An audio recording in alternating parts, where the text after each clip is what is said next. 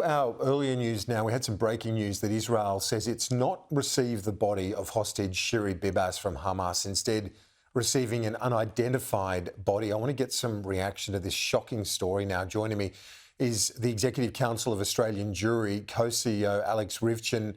Alex, a traumatic time regardless, but then this development, you can only imagine the trauma for the family, for those concerned in Israel.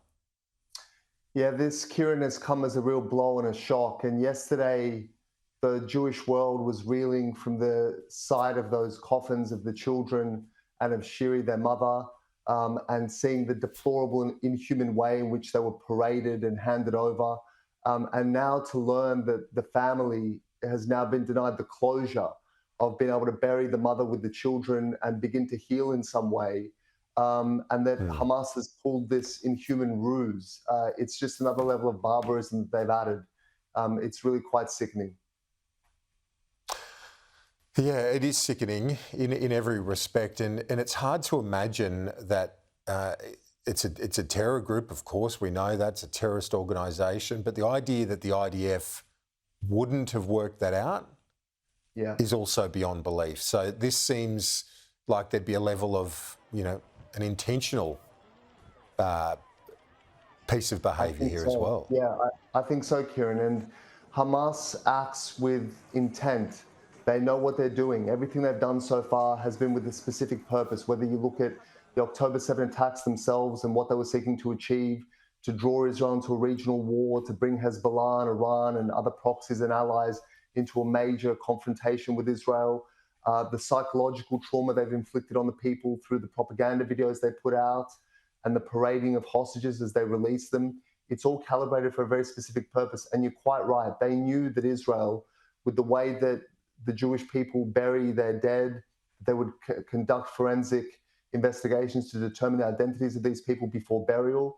It looks as though they're trying to bait Israel into a new war. And obviously this comes at a time when 3 passenger buses, fortunately empty, in a synchronized explosion in Tel Aviv, were just detonated as well. So it very much looks like Hamas is trying to goad or bait Israel back into a war.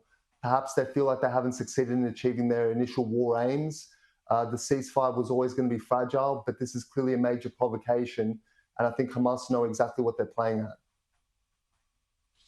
Yes, indeed. And it just adds to the level of uncertainty, the blanket of uncertainty over Israel, as Israelis have had to live with since October 7, after that atrocity.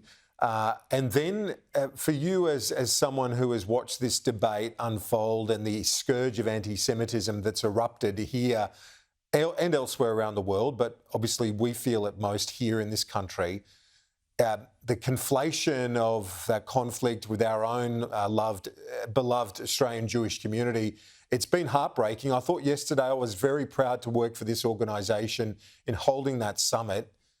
Were you pleased with what came out of it?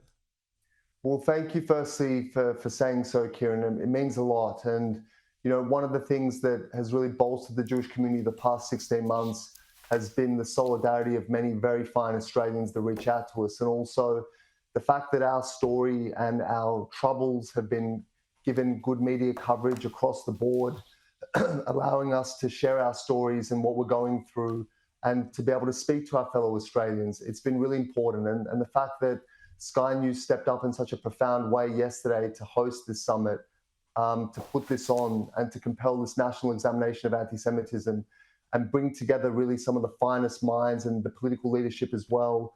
It was a profoundly significant thing, and good things will come from it. So at the conclusion of the summit, I presented the plan of action with 15 concrete points that we believe will defeat anti-Semitism in this country. And now we need to move from a point of talk and planning towards actual implementation of this. A very powerful address among many.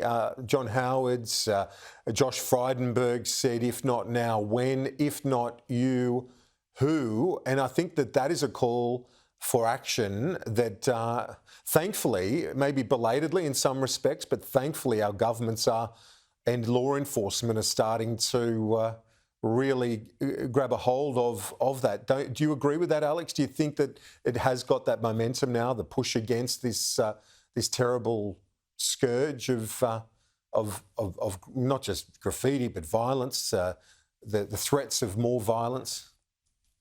I feel like it's finally happened, and I think there were a couple of turning points in the last 16 months that finally compelled the federal government to act, but I would argue belatedly and sometimes reluctantly. But I think that the void left by some of their inaction has very much been filled by civil society, by ordinary Australians, and by, you mentioned some of those grandees of Australian politics, past and present.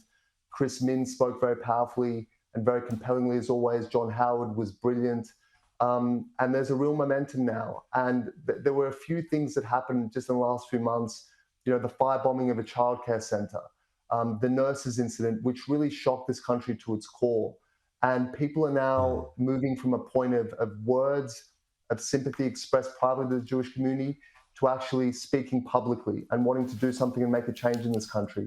I think people have realised that the scourge of anti-Semitism, it's fundamentally changing the character of this country and its reputation as a free and fair society. And we can't allow a small number of evil people, of extremists, to define who we are as a nation. Yeah. So I'm glad that belatedly, but I feel like there's a mass movement now in favour of the true Australia that we all believe in. Yeah, very well said. I could not agree with you more. Alex, thanks as always. Appreciate it. Thank you so much, Kieran.